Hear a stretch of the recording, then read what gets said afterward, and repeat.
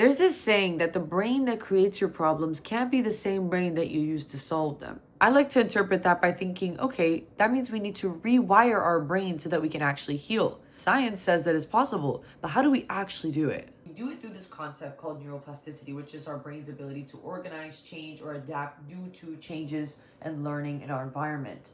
Now, the way that this works is that our brain creates a series of neural networks, and these are all composed of neurons. Neurons are units that transmit these little electrical signals which carry information. What we have control over is structural changes in these neural networks and in our brain. By us learning how to do certain things, our neurons can now communicate with different neurons and form new pathways which can help us. So here is how we're going to do that in 5 easy steps, okay? Step 1, you're going to name the pattern. You're going to first figure out what is this behavior that you want to change. I want to change the way that I react in situations of confrontation. Step number 2 is to identify the trigger. When does this behavior show up? Are there any other emotions or thoughts that come through with it? If we refer to our example, the behavior is the emotional reactivity that happens with confrontation. The trigger is that anytime there's confrontation, it creates this immediate sense of sadness and fear, which leads to a visceral reaction of crying.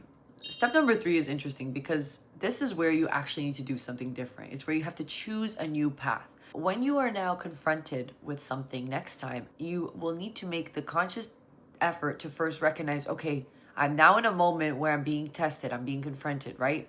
I know that I'm typically going to have a big emotional reaction here. So what can I do to basically minimize that? If you go through therapy with me, what we can do is first learn, where does this behavior come from, right? Like, why is it being triggered when you're in these situations?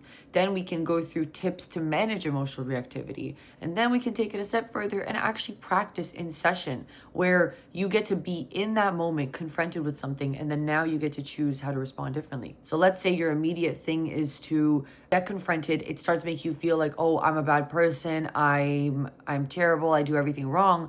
It would be correcting those thoughts and saying, okay, wait, let me hear this person out.